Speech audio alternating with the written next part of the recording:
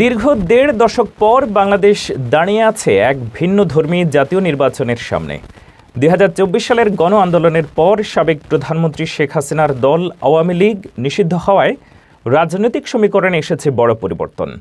তরুণ ভোটারদের সক্রিয় অংশগ্রহণে এবারের ভোটকে ঘিরে তৈরি হয়েছে নতুন আশা, উত্তেজনা ও প্রত্যাশা। বাংলাদেশ আজ এক ঐতিহাসিক রাজনৈতিক পরিবর্তনের মুখোমুখি। দীর্ঘ ১.৫ দশক পর দেশটি এমন একটি জাতীয় নির্বাচনে যাচ্ছে যাকে অনেকেই বলছেন ২০০৯ সালের পর সবচেয়ে প্রতিদ্বন্দ্বিতাপূর্ণ নির্বাচন। সাবেক প্রধানমন্ত্রী শেখ হাসিনা নেতৃত্বাধীন সরকার ২০২৪ সালের গণ আন্দোলনের মাধ্যমে ক্ষমতাচ্যুত হওয়ার পর তার দল আওয়ামী লীগকে নির্বাচনে অংশগ্রহণ থেকে নিষিদ্ধ করা হয়েছে। ফলে এবারের ভোটের চিত্র সম্পূর্ণ ভিন্ন। এই নির্বাচনে মূল প্রতিদ্বন্দ্বিতা গড়ে উঠেছে বাংলাদেশ জাতীয়তাবাদী দল বিএনপি এবং জামায়াতে ইসলামের মধ্যে। বিশ্লেষকদের মতে এই ভোট শুধু সরকার গঠনের প্রশ্ন নয়, এর সঙ্গে জড়িয়ে আছে দেশের অর্থনৈতিক পুনরুদ্ধার, গণতান্ত্রিক প্রতিষ্ঠানগুলোর ভবিষ্যৎ এবং আন্তর্জাতিক অঙ্গনে বাংলাদেশের অবস্থান।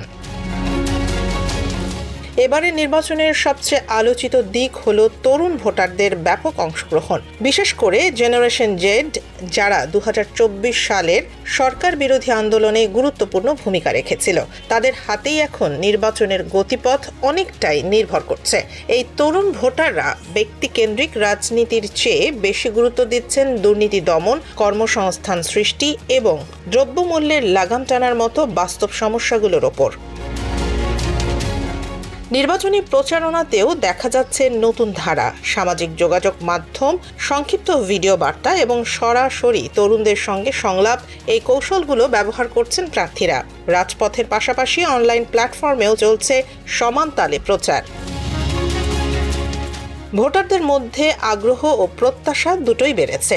অনেকেই মনে করছেন দীর্ঘ সময় পর তারা সত্যিকারের পছন্দের সুযোগ পাচ্ছেন।